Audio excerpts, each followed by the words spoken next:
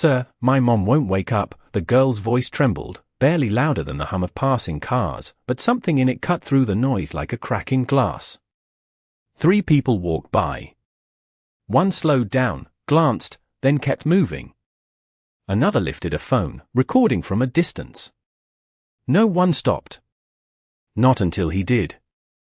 Ethan Walker had been reaching for his truck door, keys already in hand, mind half occupied with the long drive home and the quiet dinner waiting for him and his daughter.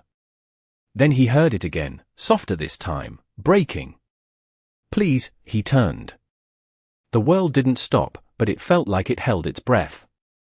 The girl couldn't have been more than 7, her small hands clutching the sleeve of a woman slumped in the front seat of an old sedan parked crooked along the curb. The engine was off.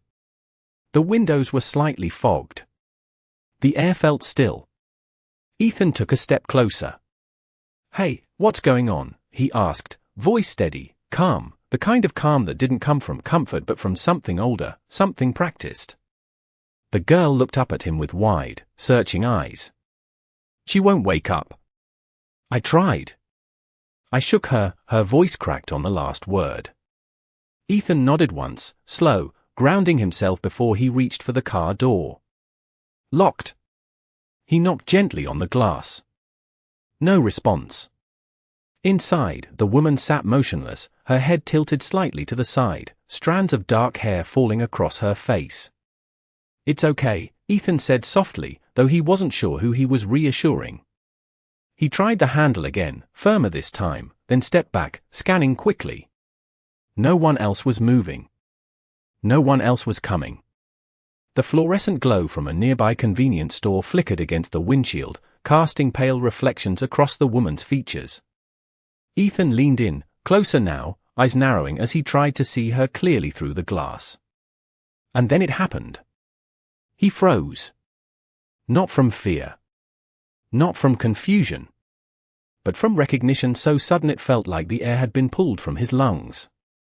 His fingers tightened slightly at his side. His jaw went still. "No," he whispered under his breath, barely audible. The girl tugged at his sleeve again, desperate now. "Please, sir, or help." Ethan didn't answer right away. For a brief second, the past and the present collided in silence, in the reflection of a face he never thought he would see again. Then his expression changed. Quiet. Focused. Certain. He stepped back from the car, scanning for something solid, something heavy, something that could open the door without breaking more than it needed to. Around him, the world kept moving. Tires rolled past. A distant siren echoed somewhere blocks away. But right there, in that small pocket of space between a frightened child and an unconscious woman, something deeper took hold. Not panic. Not hesitation. Something quieter. Dignity. Responsibility. The kind that doesn't ask who someone is before deciding to act. Ethan Walker rolled up his sleeves, exhaled once, and moved forward. The sound of metal against glass rang out sharp but controlled as Ethan used a small tire iron from his truck, angling it carefully at the corner of the window, applying pressure with precision rather than force, the kind of movement that came from someone who understood restraint more than urgency, and with a final steady push, the lock mechanism gave way with a dull click, not a shatter, not a scene, just enough to open the door, and the moment it swung open, the air inside the car shifted. Cool and still, carrying a faint scent of something sterile, almost like a hospital corridor, and Ethan paused for half a second, just enough to take it in before leaning closer, his voice low and even. "Can you hear me?" But there was no response, only the quiet rise and fall of shallow breathing, and that was enough to act, enough to move, as he reached in carefully, supporting her shoulders, easing her upright just enough to check her pulse at her wrist. His fingers steady. Despite the tension tightening in his chest, "She is breathing," he said softly, more to the girl than to himself, and the girl nodded quickly, tears pooling but not falling, as if she was holding them back out of fear they might make things worse. "What is your name?" Ethan asked, keeping his tone grounded, something solid to hold onto. "Lily," she whispered, her voice barely there. "Okay. Lily, I am going to help your mom, all right?" "Stay right here with me," he said, and she nodded again, gripping the edge of his jacket like it was the only stable thing left in her world, and for a moment, Ethan felt the weight of that trust settle on him, heavy but familiar, the kind of weight he had carried before, the kind that did not ask permission, only action, and as he adjusted his hold, preparing to lift the woman from the seat, his eyes caught her face again, clearer now under the pale wash of the streetlight, and the recognition hit deeper this time, not just a memory, but a certainty, the shape of her features, the quiet strength even in stillness, it aligned too perfectly with a moment he had buried years ago, a night filled with sirens and blurred lights, a voice telling him to stay awake when everything in him wanted to drift. You are going to be fine, he had heard back then, calm, unwavering, and now here she was, silent, unaware, and something inside him shifted. Not panic, not fear, but a quiet sense of return.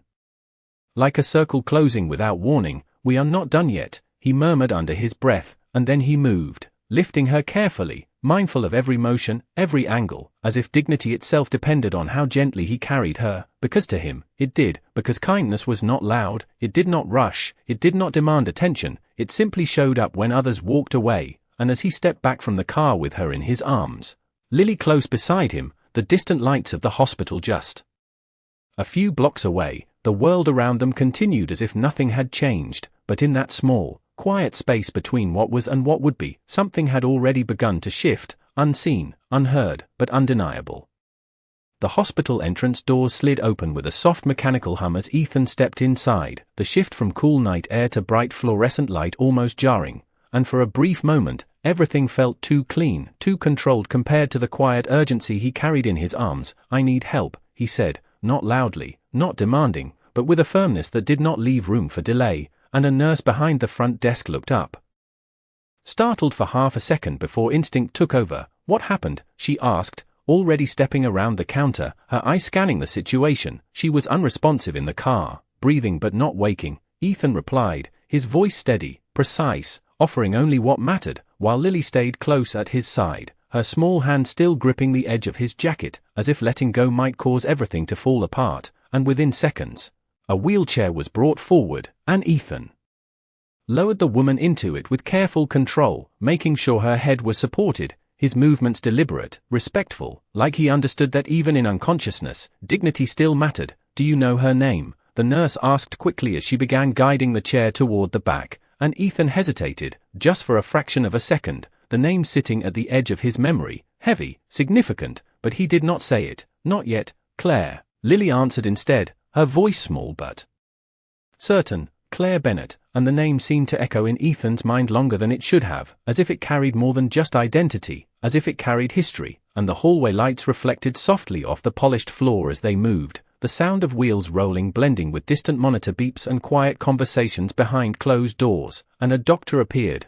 already pulling on gloves, his expression focused. We will take her from here, he said, reaching for the wheelchair, and Ethan stepped back, not because he wanted to, but because he understood where his role ended, or at least where it was supposed to. But Lily did not let go, her hand tightening slightly, her eyes lifting to meet his with a silent question she did not know how to ask. You can stay with me, right? She whispered, and Ethan nodded without hesitation. I am right here, he said, his voice low, grounding, and as the doors to the treatment area closed, leaving them just outside in the waiting corridor, the noise faded slightly, replaced by a quiet attention, the kind that stretched time in slow, invisible ways, and Ethan sat down beside her, his hands resting loosely in front of him, but his mind was not still. It was moving backward, piecing together fragments he had not touched in years, the angle of her face, the tone of her voice from long ago, the certainty that this was not coincidence, that something had brought this moment back to him.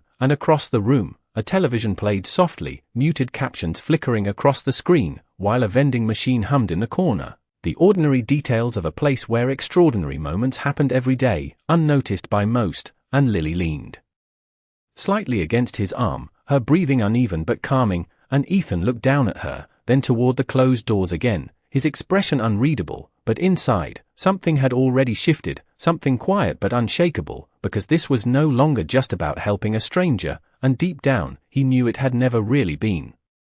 Time moved differently in the waiting corridor, stretching in quiet, uneven breaths as Ethan sat beside Lily, the steady hum of overhead lights filling the silence between them, and for a while, neither of them spoke, because some moments did not need words, they needed presence, and Ethan understood that better than most, his eyes occasionally lifting toward the closed double doors, watching for any sign, any movement, anything that would tell him what was happening on the other side, while Lily's small hand remained wrapped around his sleeve, not tight anymore, just enough to remind herself he was still there. And after what felt like longer than it should have been, a nurse finally stepped through the doors, her expression composed but serious, scanning the room until her gaze landed on them. "Are you with Claire Bennett?" she asked, and Lily immediately stood, nodding quickly. "That is my mom," she said, her voice steadier now, and Ethan rose beside her, his posture calm but attentive. "She is stable," the nurse continued, her tone measured, "but we need to admit her for observation. We are still running tests to understand what caused her to lose consciousness," and Lily exhaled a breath she had been holding too long, her shoulders lowering slightly, but the nurse was not finished. "We will also need information for admission, insurance,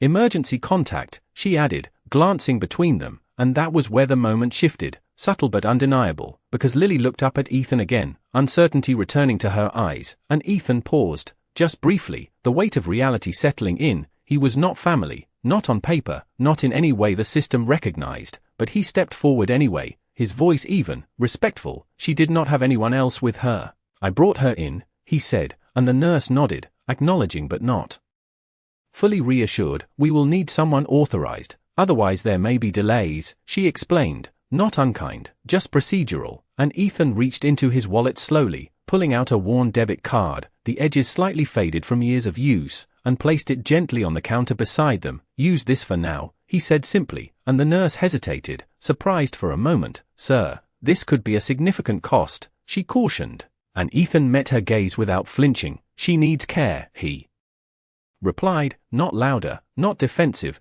just certain, and something in his tone shifted the room again, quiet but firm, the kind of certainty that did not argue. It settled, and the nurse nodded once, taking the card. "We will do what we can," she said before turning back through the doors, leaving Ethan and Lily standing in that same pool of fluorescent light. But everything felt different now, heavier, more real, and Lily looked up at him, her voice softer this time. "You did not have to do that," she said, and Ethan glanced down at her, his expression calm, almost distant, as if part of him was somewhere else entirely. "Sometimes you do not wait for the right reason," he answered quietly. "You just do what is right," and Lily did not respond, but the way she looked at him changed, not just relief, not just gratitude, something deeper, something that recognized the quiet strength he carried without needing to explain it. And across the hall, a door opened briefly, a glimpse of movement, of medical staff working with quiet urgency, and Ethan's eyes followed it instinctively, his thoughts drifting again to that memory he had tried to leave behind,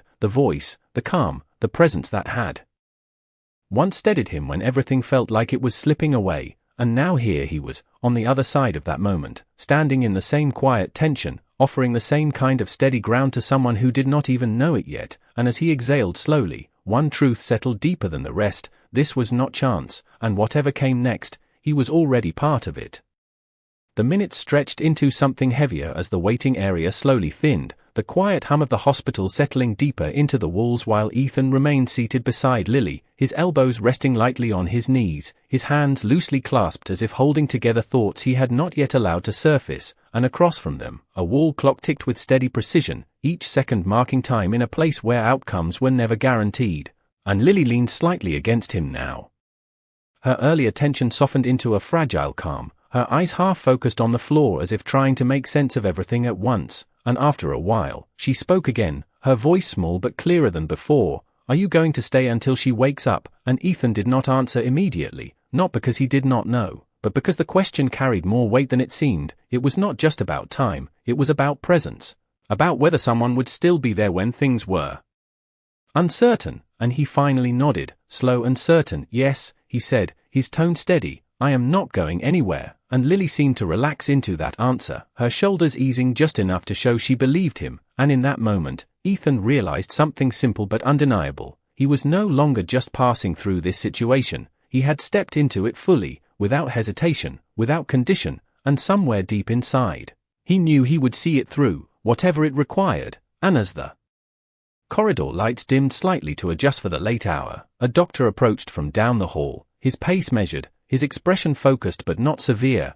and Ethan stood instinctively, Lily following close behind. "Are you here for Claire Bennett?" the doctor asked, glancing at a tablet in his hand, and Ethan nodded once. "How is she?" he asked, and the doctor paused briefly, choosing his words carefully. "She is stable, her vitals are responding well, but we are still trying to understand what caused the episode. It could be exhaustion, dehydration, or something more complex. We need time to be sure." And Lily looked up at him immediately. "She is going to wake up, right?" she asked, her voice carrying a quiet urgency that made the question feel larger than it was. And the doctor gave a small, reassuring nod. "We are doing everything we can," he said, not promising, but not denying, and that was enough for now. And as he turned to leave, he added one more thing, almost as an afterthought. "You can see her briefly, but only one of you at a time." And Lily's eyes immediately went to Ethan, a silent request, a silent trust, and Ethan gave a slight nod, stepping back. "You go first," he said gently.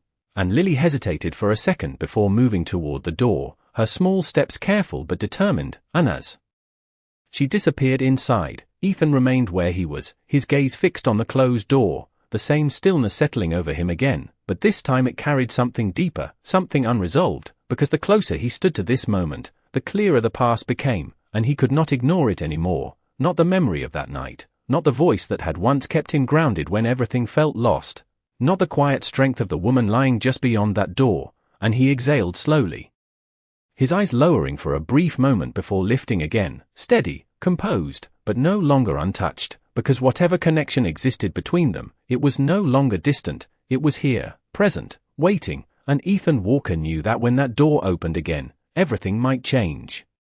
The door opened slowly, not with urgency, but with the quiet weight of something shifting, and Lily stepped out first, her eyes brighter now, still fragile but no longer afraid, and she looked up at Ethan as if carrying news too big for her small voice. "She moved," she said softly, almost like she was afraid saying it too loud might undo it, and Ethan felt something in his chest loosen, just slightly, not relief, not yet, but a step closer to it, and he nodded once. "Steady, that is good," he replied, his voice calm, grounding, but Lily did not step away. She stayed close, her hand reaching for his again. "She asked if someone brought us here," she added, and Ethan paused, just for a second, then gave a small nod. "Then you should tell her the truth," he said gently, and Lily studied him for a moment, as if trying to understand something deeper than the words, before turning back toward the door. But before she could move, a nurse appeared behind her. "She is asking for you," the nurse said, looking directly at Ethan this time, and the words landed quietly, but they carried more weight than anything else that had been said that night, because Ethan had not given his name, had not stepped into the room, had not made himself known, and yet somehow she knew, and for a moment, he did not move, not because he could not, but because he understood exactly what it meant, and the past he had kept carefully folded away was no longer distant, it was standing right in front of him, waiting to be acknowledged. And Lily looked up at him again, her expression soft but certain, as if she already trusted the outcome, and Ethan exhaled slowly, his shoulders settling as he made a quiet decision, the kind that did not need words, and then he stepped forward, following the nurse through the doorway, into a room filled with soft monitor lights and the low rhythm of controlled breathing, and there she was, Claire Bennett, lying still but awake now, her eyes open, focused, not confused, not lost,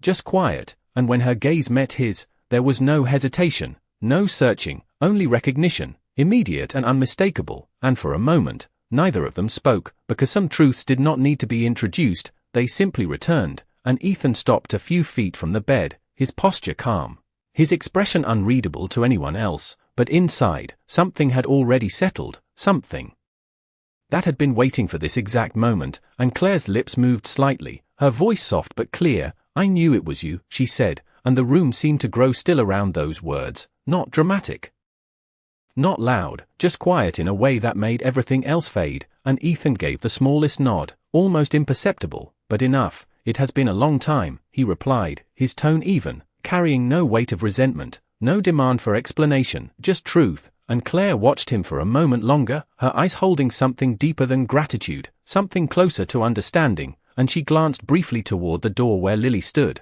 Then back to him. "You did not have to stay," she said, her voice softer now, but Ethan shook his head slightly, not dismissing her words, but grounding them. "Some things are not about choice," he answered, and for the first time since he had entered the room, Claire's expression shifted, not into surprise, not into emotion, but into something quieter, something that recognized exactly what he meant, and in that moment, the distance of years, of silence, of separate lives, closed without effort, not through explanation, but through presence. Through the simple, undeniable fact that when it mattered, he had shown up, just like she once had.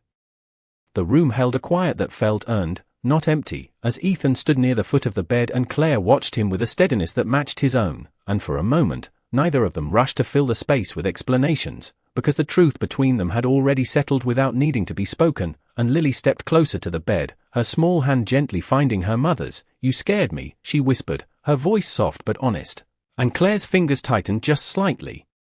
Around hers, a simple reassurance, a quiet promise. "I am here," she replied, her tone calm despite the fatigue that lingered beneath it, and Ethan turned his gaze away for a brief second, not out of discomfort, but out of respect for something deeply personal, something he understood without needing to intrude, and the soft beeping of the monitor marked time in steady rhythm as Claire shifted her attention back to him. "You disappeared after that night," she said, not accusing, not questioning.